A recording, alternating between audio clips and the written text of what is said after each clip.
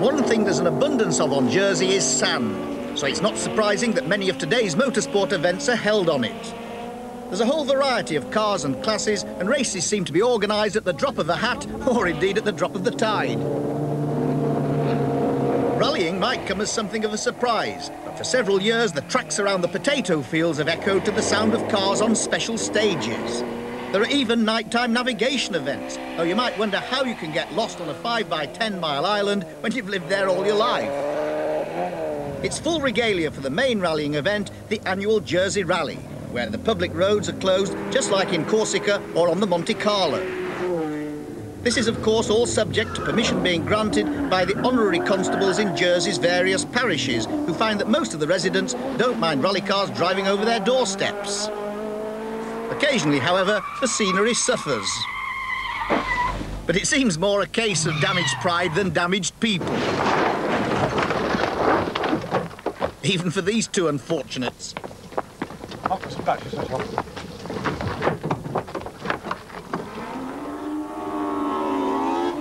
Definitely Jersey's biggest event is the Booley Bay Hill Climb, a round of the British National Hill Climb Championship that's held on the island every summer.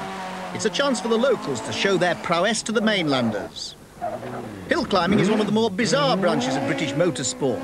Events are held in various far-flung parts of the British Isles, and having travelled miles to get to the hill in question, you squirt up a narrow lane of about half a mile or so in as few seconds as possible.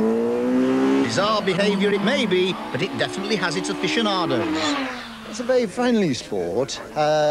We don't wear cars out as quick as we do on circuits, for instance. I came from circuit racing into hill climbing, and obviously every weekend you was rebuilding engines, rebuilding gearboxes, the amount of wear and tear. This is a very specialised sport, as you can see, from racing from A to B as quick as you possibly can with whatever's in between. And it needs a lot of precision driving, and I think that's what appeals to me, is the fact is you've got to do a 10/10 run virtually every time, and then improve at the end of the day to do 11/10 run kind of thing. There's no question that the width of the roads and the speeds of the car and the power and everything else of those engines is absolutely tremendous. I mean, you have to realise that it's like driving a car on a very, very slippery road with huge amounts of power. I mean, if you think about it, you talk about brake horsepower per tonne. I mean, that thing that I was driving has got 600 horsepower in the engine, and the car weighs just over 900 weight. So you're talking about 1,200 or 1,300 brake horse per tonne. If you must go hill climbing, this is definitely the place to do it. Booley Bay is on the north of the island, and the climb starts down here among the lobster pots and cobbles and rises 500 feet in 1,011 yards. Now, to make life even more comfortable for the competitors, the start line is on the hotel doorstep, so all they had to do was fall out of bed this morning. Joining in the island spirit were the Jersey Highways Department, who duly appeared to paint the start line just in the nick of time. Although there's not a lot of space available, the drivers attempt to warm their tyres for better grip, not least 4 times British champion Martin Griffiths from Worcestershire, to whom we attach the Top Gear camera.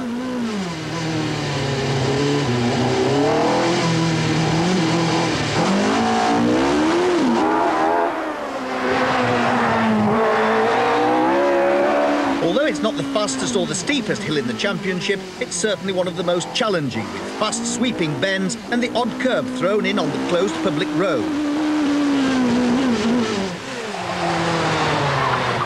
The cars are geared for a maximum speed of about 90 miles an hour for this hill. In spite of that, Martin uses only 2 gears, the engine revving up to about 11,000 RPM. The top drivers are allowed 2 practices and 3 timed runs. Positioning on the bends is vital. Take a tight line and you risk clobbering a rock on the inside. But take a wider line and there's an even more threatening outcrop to contend with on the other side. How do you like this hill compared to the others in the championship? Very much. I mean, the biggest significant difference is it's very much wider, and therefore you've got to think about the lines that you take much more than in a, say, a narrower hill climb like Shelsley Walsh. And I enjoy it very much because it's a thinking hill. I think you notice people going deeper into corners, staying out wider, longer. I think that's the secret to a quick time. I love it. It's very, very nice. There's a whole assortment of machinery going up the hill, including motorbikes, many of which are ridden by locals. And there are classes for production cars like this Caterham Super Sprint. And when it comes to modified production cars, they don't come much more modified than this squash Skoda. Definitely one of the fastest of its breed. Other folk choose to compete in more conventional racing cars. Ex-Formula One cars used to be used in hill climbing a lot, but the ideal machines proved to be devices like this Pill Beam, which is virtually a hill climb special, though it does still bear more than a passing resemblance to a Formula One car. This is the car of twice British hill climb champion Roy Lane. It has a 4-litre Ford DFL engine, which develops 550 brake horsepower, and with power like that, he can get up this hill in less than 40 seconds. These large side pods use the airflow to help suck the car onto the road, the so-called ground effect. And this device isn't a handbrake, it cuts the timing beams which are accurate to hundredths of a second. Not all the equipment is quite so up to date. This phone is German wartime army surplus. They're dotted up and down the hill and can be used in an emergency. This rider got back on and completed the hill. But these two gents on the combination, through a few deft movements, got to the top in 52 seconds. As the day wears on, there's pressure on competitors to beat their previous times. It can be their undoing.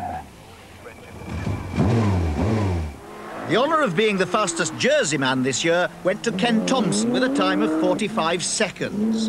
5 seconds slower than Martin Griffiths, who didn't win here, but went on to win the championship later. But overall fastest this year was another Midlander, Ray Rowan, with a time of 39.65 seconds. With the hill climb over, the roads of Jersey can now return to more normal traffic. And that means those thousands of hire cars and more than a fair sprinkling of exotic and expensive machinery squeezing onto the narrow lanes and harbours. Cheerio!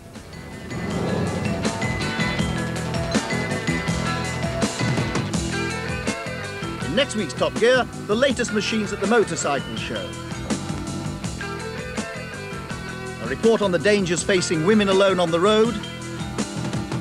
And the V8 sports car from one of Britain's independent car makers.